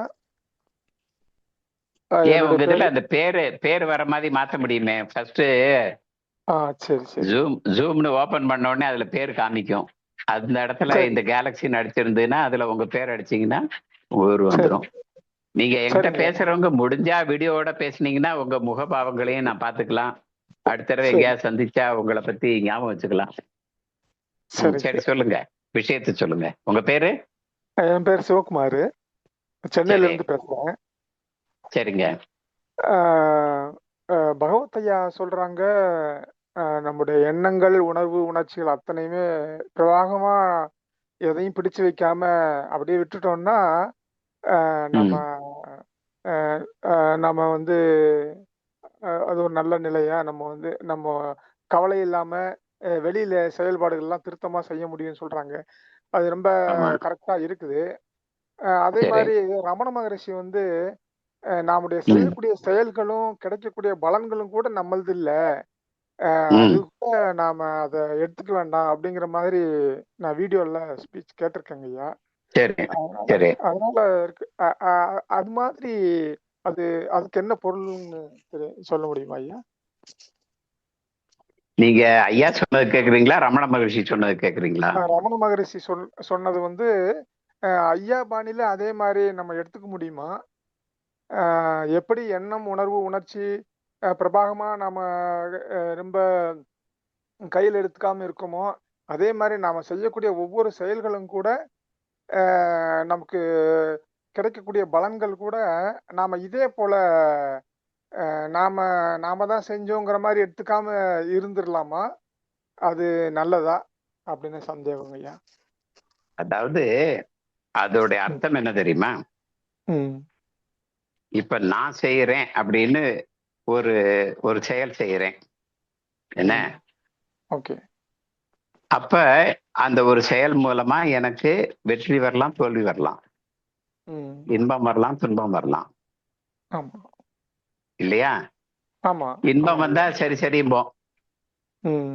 நம்ம ஏதோ ஒரு வேலை செய்ய போறோம், ம். ஆனா அங்க ஒரு 2 பேரு நம்மளை குத்தம் சொல்றாங்க, நீ செஞ்சது சரியில்லை, நீ ஏமாத்திட்ட ம். ஓகே. அப்படின்றாங்க. உடனே ம். வருத்தம் வருது, அவமானம் வருது, கூட்டத்துல வச்சு அவமானப்பட்டுட்டாங்கன்னு. ம். ஆனா வெற்றி பெற்றவன் வாழ்த்துறவன் 4 பேர் இருப்பான், ம். செய்கிறவன் 4 பேர் இருப்பான். ஆமா. அப்ப நம்ம ம். வந்து வெற்றி பெற்றோம் அப்படின்னு வாழ்த்துறத ஏத்துக்கிற நம்ம மனசு ம். நீ சரியில்லைன்னு சொல்ற அவமானத்தை ஏத்துக்குமா? ஏத்துக்கிறாது. ஏன்? அது நாம வந்து ஃபால்ட்டா பண்ணியிருக்கிறோங்கன்னு நமக்கு கொஞ்சம் ஈகோ இடிக்கும். ஆமா, அப்ப அந்த ஈகோ தான் ம். இடிக்குது. அதாவது நான் ஆ. செஞ்சேன், இதன் பலன் ம். நான் எதிர்பார்த்தபடி வரணும், நான் எப்படியாப்பட்ட ஆள் தெரியுமா, அவன் எப்படி ம். என்னைய சொல்லலாம், இப்படிங்கிறதெல்லாம் வரும். ஆ, ஆமா. நான் செய்ய வேண்டிய கடமையை மனப்பூர்வமா ம். முழு மனதோட அக்கறையோட செய்யறேன். ஓகே. அதுல பாராட்டும் ம். வரலாம், ம். இகழ்ச்சியும் வரலாம், புகழும் ம். வரலாம், இகழும் வரலாம். எது ஓகே. வந்தாலும் போகட்டும் கண்ணனுக்கே, ஓ. போற்றுவோர் போற்றலும் பொழுதி வாரி தோற்றுவோர் தொற்றும் போகட்டும் கண்ணனுக்கே அப்படின்னு விட்டா ம். அப்ப என்ன ஆகும்? இன்பம் வந்தா மட்டும் ஏத்துக்குவேன், துன்பம் வந்தா விரட்டி விடுவேன்னு சொல்ல முடியாது. ரெண்டையும் விட தயாரா இருக்கும். பற்றற்று ம். கர்மா ஓகே. செய்யறது நிஷ்காமிய கர்மம். ம். ஓகே. அதைத்தான் பகவத்கீதையிலையும் கிருஷ்ணர் சொல்றாரு, கர்மன் ஏவ அதிகாரஸ்தே மாபலேஷு கதாச்சனம். ம். அதாவது நீ அர்ஜுனன் வந்து போர் புரியவான்னு கேட்கிறான். ம். நீ வந்து போர் புரி, எப்படி போர் புரியுன்னா சுகதுக்க சமயக்கிருத்வா லாபாலாபவ் ஜெயா ஜெயம், ம். சுகம் துக்கம் லாபம் நஷ்டம் ஓகே. என்ன, வெற்றி ஆ. தோல்வி நீ சமமா பாதிச்சு நீ போர் புரிஞ்சேன்னா உனக்கு ம். பாதிப்பு வராது. ம். ம். ம். இது சரி. வெளி வேலைக்கு. ஓகே. உள்ள இருக்கிற எண்ணங்கள் பிரவாகத்தை ஓட விடுன்னு ஐயா சொல்றது உள் வேலை. ஆமா. ஆ. இப்ப நம்ம ஏதோ ஒரு செயல் செய்ய போறோம், ம். அது சம்பந்தமா ஒரு 10 ஐடியா உள்ள இருந்து வருது. ஆமா. உள்ள இருந்து வருதுன்னா உணர்மனம், எண்ணங்களை. அதுக்கு பின்னாடி அடிமனம்ன்றாரு ம். Subconscious mind. ஓகே. சப்கான்சியஸ் மைண்ட்ல இருந்து வருது அப்படின்னா அதெல்லாம் ம். என்னது? ஏற்கனவே நாம் அனுபவித்த பாடம், ம். அனுபவத்தின் மூலம் கற்றுக்கொண்ட பாடம், படிச்சு ஓகே. கத்துக்கிட்ட பாடம். ம். அன்னைக்கு சூழ்நிலைக்கு நமக்கு ஏதோ ஒரு உணர்வு வந்துச்சு, ஆசை ம். வந்துச்சு, கோபம் வந்துச்சு, பயம் வந்துச்சு, வெறுப்பு வந்துச்சு. ஓகே. இன்னைக்கு சூழ்நிலைக்கு அது ஒத்து வருமா?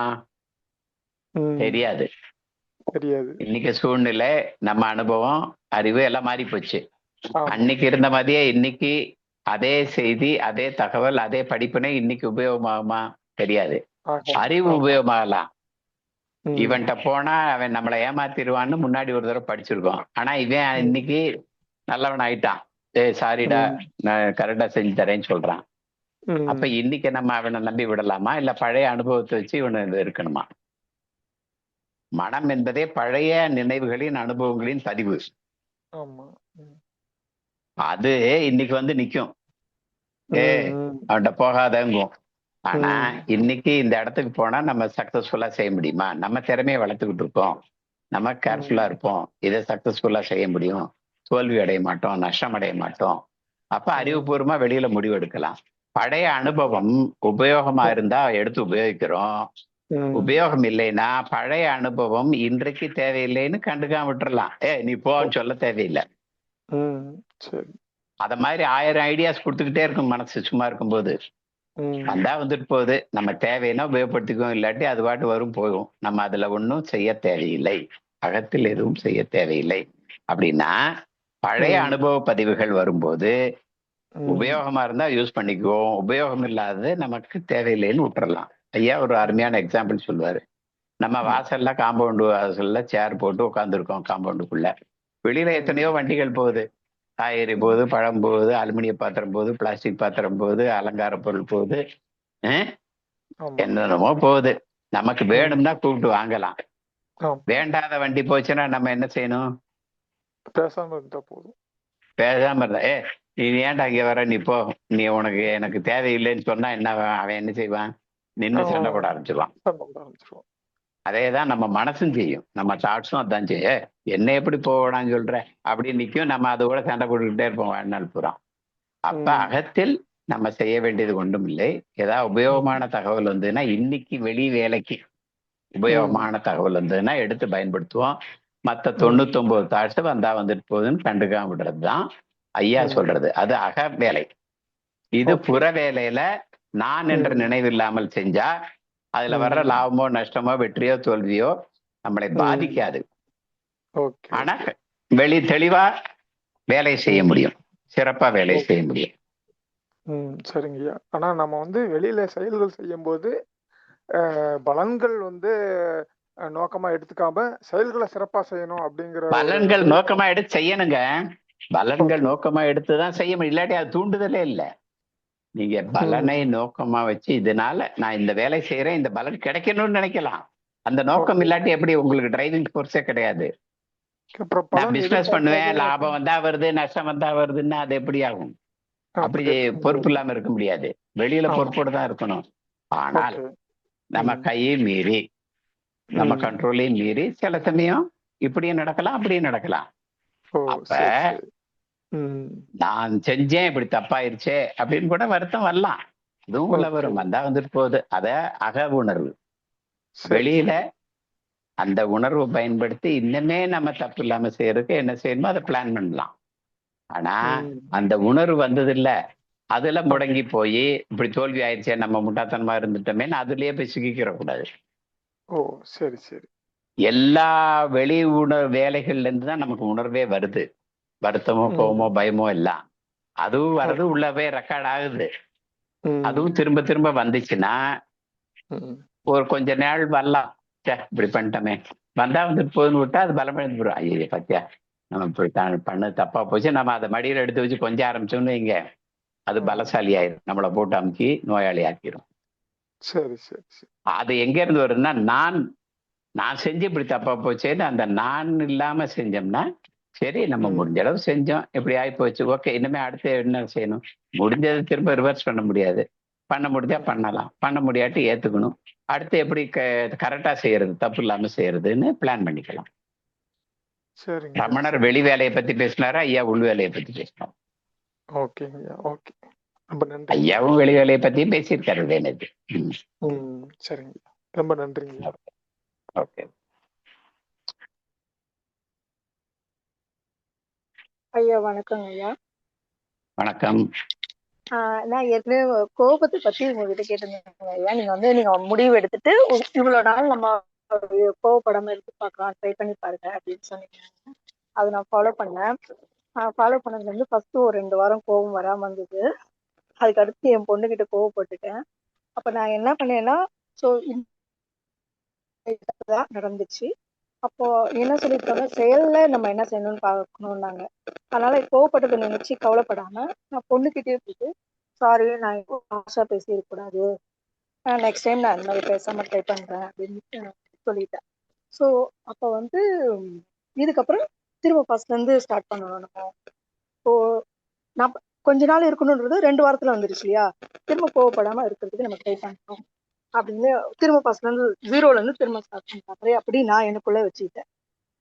ஆம், இப்போ எனக்கு என்னன்னா, இப்ப நமக்கு கோவம், கவலை, பொறாமை எந்த உணர்வு வந்தாலும் இதே மெத்தட் தான். அதாவது மனசுக்குள்ள நம்ம எதுவும் அதை பத்தி கவலைப்படக்கூடாது. வெளியே வந்தா நம்ம செயல்ல தான் கவனம் செலுத்தணும். கரெக்ட். அதாவது கோபம் வரக்கூடாதுன்னு நினைக்கவே முடியாது. ம் கோபம்ங்கிறது ஒரு சூழ்நிலை உண்டாக்குற ஒரு விஷயம். ம் கோபப்படுத்துற ஒரு நிகழ்ச்சி வரும்போது கோபம் வரலைன்னா மக்கு மாதிரி இருந்தா சரியா? அது இல்ல. இல்ல. எந்தெந்த பயம் உருவாக்குற சூழ்நிலையில பயம் வரும்.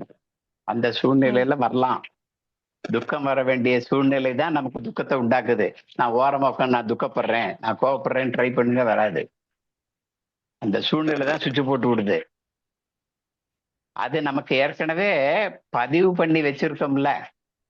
இவன் எப்ப பார்த்தாலும் இப்படிதான் பண்றான்னு ஒரு 1000 தடவை 10,000 தடவை நான் முதல்ல ஸ்பீச்ல சொன்னேன் இல்லையா? ஒரு தடவை கோவப்பட வேண்டிய விஷயம்னா இஷ்யூ பேஸ்டா இருக்கும். நம்ம ஒரு மனுஷரை பத்தி ஒரு இமேஜ் கிரியேட் பண்ணி வச்சிருக்கோம். இவங்க எப்பயும் இப்படித்தானே ஒரு 1000 தடவை கோவப்படுத்தின எஃபெக்டா இப்ப காமிக்கிறோம். அப்பதான் மிஸ்டேக் வருது. பட வேண்டிய இடத்துல படலாம், யார்கிட்ட எப்ப காமிக்கணுமோ காமிக்கலாம். ஆனா வெளியில காமிக்கிறது அப்படின்னு வரும்போதுதான் நம்ம அறிவுபூர்வமா செயல்படணும். ஏன்னா கோபமே வராத இயல்பு என்னோட இயல்புங்கிறது நான் பல வருஷமா ஆயுசுல பல வருஷமாவோ அல்லது பல தலைமுறையாவோ சேர்த்து வச்ச உணர்வு. கோவப்படுறதுங்கிற தன்மை, எங்க அப்பா மாதிரி கோவப்படுற, எங்க அம்மா மாதிரி பயப்படுறேன்லாம் சொல்லுவோம் இல்லையா? அதெல்லாம் நம்ம ஜீன்ல வேற எழுதியிருக்கு. நம்ம சுபாவம் மாறவே மாறாது. எந்த ஞானியும் அவங்க தனித்தனி தன்மையோட தான் இருக்காங்க. யாரும் அவங்க சுபாவம் எல்லாம் மாறல. ஆனா அதனால பாதிக்கப்படக்கூடிய தன்மை தான் விடுதலை ஆயிருக்கு. அந்த கோபத்தை எடுத்து வச்சுக்கிட்டு அதை வளர்த்துக்கிட்டே இருக்கிறது. அவ இப்படி பண்ணிட்டான்னு திரும்ப திரும்ப யோசிச்சு அந்த கோபத்தை பெருசாக்குறதுல இருந்து தான் நம்ம விடுதலை ஆகிறோம். பேசிக் நம்ம குணத்துல இருந்து நம்ம விடுதலை ஆகல. கோபம் வரும், நம்ம இயல்புக்கு ஏற்றபடி, சூழ்நிலைக்கு ஏற்றபடி கோபம் வரும். இப்ப பொண்ணுகிட்ட காமிச்சா தப்பு இல்லை, வேணும்னா காமிச்சாதான் வேலை நடக்கும்னா காமிக்கலாம். மேனேஜர்கிட்ட கூட காமிக்க வேண்டி இருக்கும், ஆனா நைஸா காமிக்கணும். மாமியார்கிட்ட காமிக்க வேண்டி இருக்கும், பாத்திரத்துல காமிக்கலாம், அவங்கன்னு வைக்கலாம். ஆனா யார்கிட்ட எப்படி வெளிப்படுத்தணுங்கிறத அறிவுபூர்வமா முடிவெடுக்கிறோம். நம்ம வெளியில கோபத்தை காமிக்கிறதுல தான் நம்ம பண்பாடுங்கிறது முடிவாகுது. வெளியில அறிவுபூர்வமா செயல்படுறோம். இங்க காமிச்சா நல்லது, காமிக்கணும் கண்டிப்பா. சில இடத்துல மேனேஜர்கிட்ட கூட என்ன சார் நீங்க எப்படி நீங்க தப்பு பண்ணிட்டு என்னை குற்றம் சொல்றீங்கன்னு கூட சொல்ல வேண்டியிருக்கலாம். அதுலயும் தப்பு இல்லை. அதாவது கோவப்படுற ஃபீலிங்கே இல்லாம ஆயிராது. நம்மளுடைய இயல்பு பின்னாடி ஓடிக்கிட்டு தான் இருக்கும். அது கரை மீறி போகும்போது தான் அது நோயாகுது. நம்மளே அதை எடுத்து அதே சிந்திச்சுக்கிட்டே இருக்கதான் அதுக்கு பலு கூடுது, பவர் கூடுது, நம்மளை வீக் ஆக்குது. கோவம் வந்தா வரலாம், அப்போதைக்கு இஷ்யூ பேஸ்டும்போம். இந்த விஷயத்துக்காக கோபப்படுறேன், இந்த ஆடுக்காக இல்லை. இன்னைக்கு பண்ணது தப்பு அதனால கோபப்படுறேன், நாளைக்கு ரைட் பண்ணலாம், அன்னைக்கு கோபப்பட தேவையில்லை. அந்த சூழ்நிலை தான் அந்த கோபத்துக்கு காரணமாகதே தவிர கோபமே வரக்கூடாதுன்னு சொன்னா நம்ம மக்குமதி இருக்க முடியாது. அப்படி இருக்கவே முடியாது ஒரு மனுஷனால.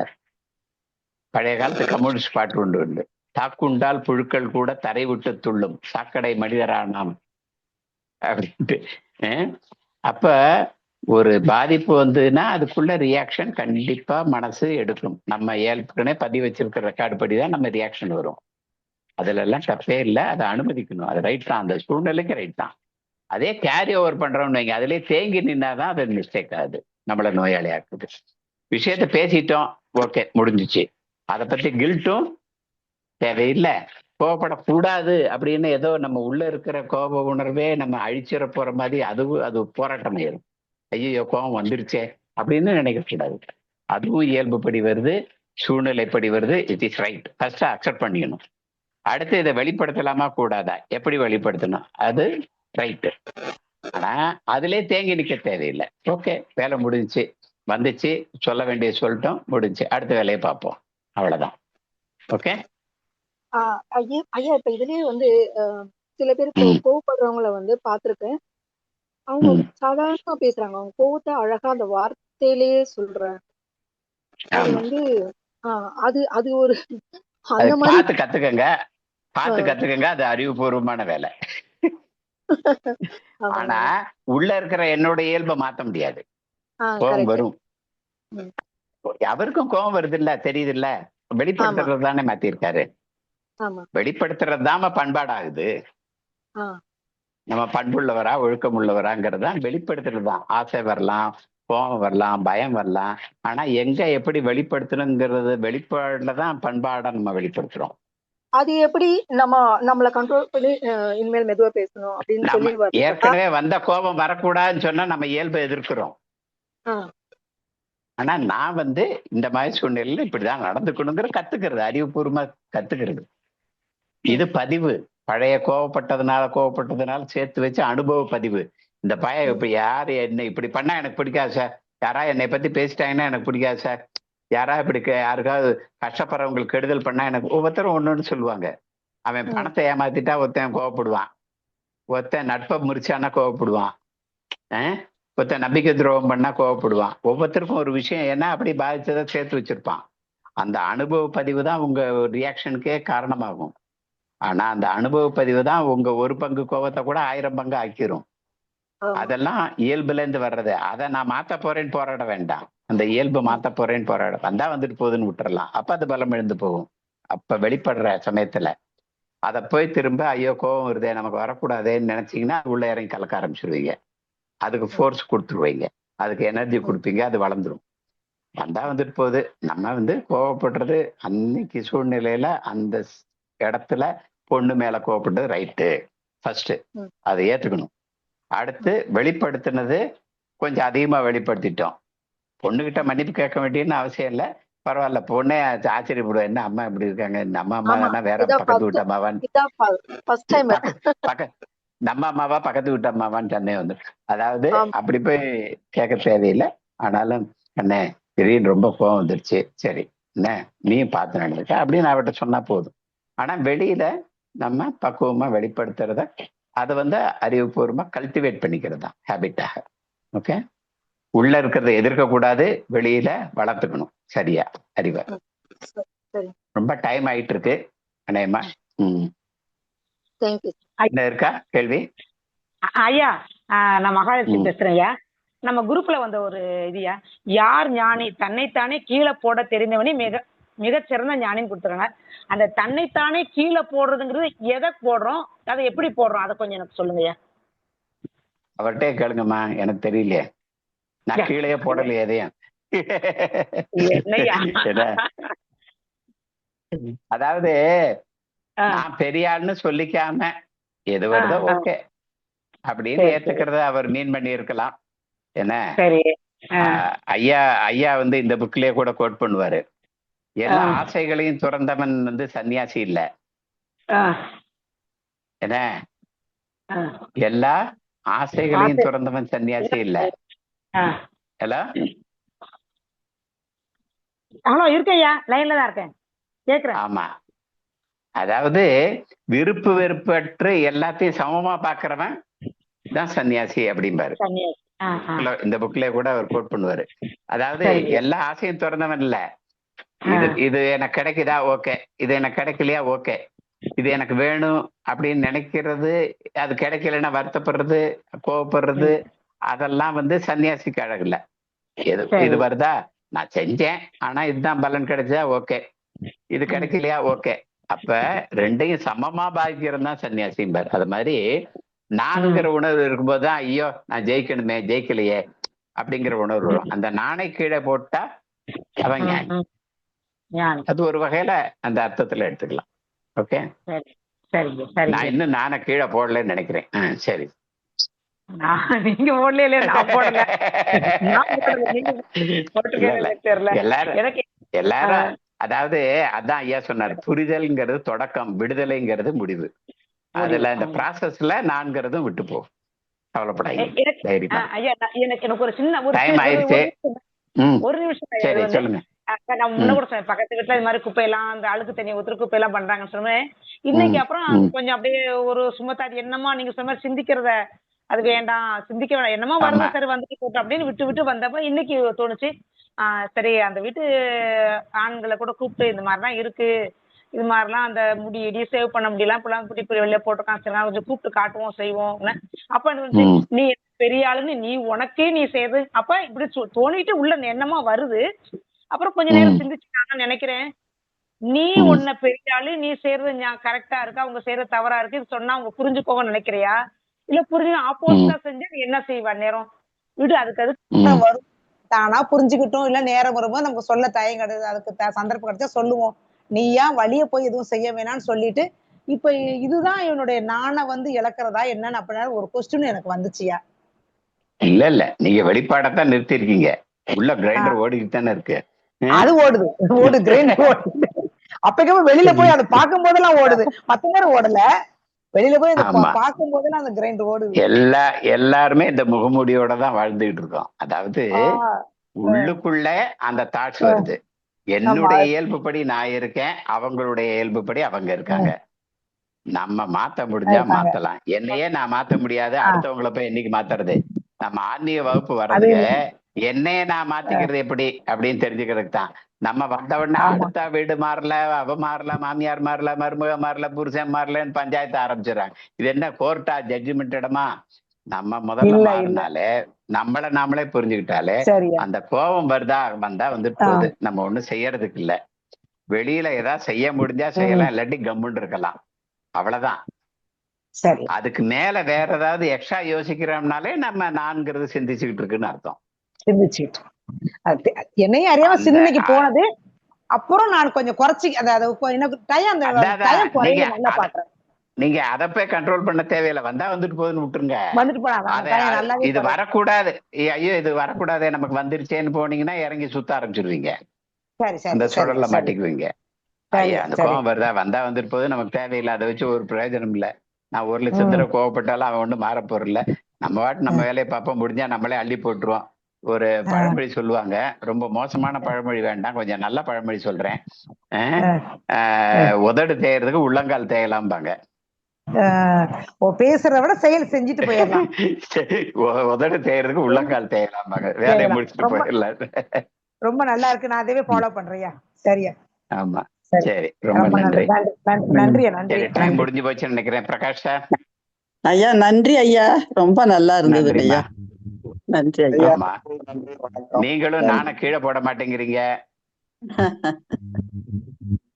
நான் வச்சுக்கிட்டு எனக்கு தான் வரலன்னு ஜபம் பண்றீங்க, வந்துருச்சுன்னு முடிச்சுக்கிட்டா வந்துரும், வரலையேன்னு ஜபம் பண்ணா வராது, எல்லாம் உங்க கையில பிடிச்சு வச்சிருக்கீங்க. ஆமாங்க. ஓகே, இப்பயே கூட விட்டுருங்க, நான் பிடிச்சு வச்சிருக்கேன்றதை விட்டுருங்க, சரியா போயிரும். சரிங்க, நன்றி ஐயா, நன்றி. பிரகாஷ் சார் முடிக்கலாம் தான் நினைக்கிறேன், டைம் ஆயிடுச்சே. பட் ஓடிட்டு இருக்கு. சரி சார், லாஸ்ட் क्वेश्चन யாரா கேக்குறனா கேட்கலாம் சார், இல்ல முடிஞ்சறோம் முடிச்சிடலாம்.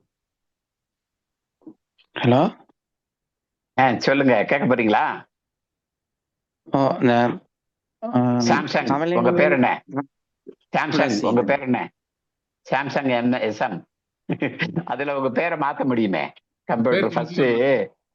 சரி சரி சரி, உங்க பேர் என்ன சொல்லுங்க? ஹலோ சொல்லுங்க, உங்க பேரு? துளசீதரன். துளசீதரன்.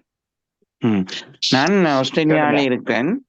அந்த கவலைகள் எல்லாம் தீர்வுண்டு புத்தகம் இங்க ஆஸ்திரேலியால வாங்கக்கூடியதா இருக்கா, அங்க கிடைக்குமா? இல்ல, நீங்க டவுன்லோட் பண்ணலாம் ஆன்லைன்ல, இந்த ஆப்லயே டவுன்லோட் பண்ணலாம், PDF ஃபைலா கிடைக்கும். நீங்க ஸ்ரீ பகவத்ன்ற ஆப் கூகுள் பிளேல இருக்கு, அதுல all books are available PDF ஃபார்ம்ல, you can download and read. Okay, thank you thank you. அதே இது இங்கிலீஷ்ல ஸ்மாஷ் யுவர் சாரோஸ் இருக்கு. நீங்க சிலோன்காரரா? ஆமா, உங்க அக்சென்ட் தெரியுது. ஸோ இந்த ம் புக்கும் அங்க ஆன்லைன்ல you can download and read, படிச்சு பார்த்துக்கலாம். ம் ஓகே ஓகே ஓகே. நன்றி நன்றி. எல்லாரும் மினிமம் இந்த 3 புத்தகங்களை படிங்க. ஞான விடுதலை, கவலைகளுக்கெல்லாம் தீர்வு, தியானத்தை விடு ஞானத்தை பெறு, ஆகாமிய கர்மா. ஓகே. பகவத்யாவுக்கு நமஸ்காரங்கள், பிரகாஷ் சாருக்கு நன்றி. ஓகே, நன்றி நன்றி நன்றி. நன்றி ஐயா, நன்றி ஐயா. கலந்து கொண்ட அனைவரும் சார்பாகவும் பகவத் மிஷன் சார்பாகவும் ஞானாசிரியர் கைலாசம் பிரபாகர் சாருக்கு நன்றி தெரிவித்துக் கொண்டு நம்ம இந்த நிகழ்ச்சியை நிறைவு செஞ்சிடலாம். ரொம்ப நன்றிங்க சார். ரொம்ப இன்னைக்கு சிறப்பாக இருந்தது.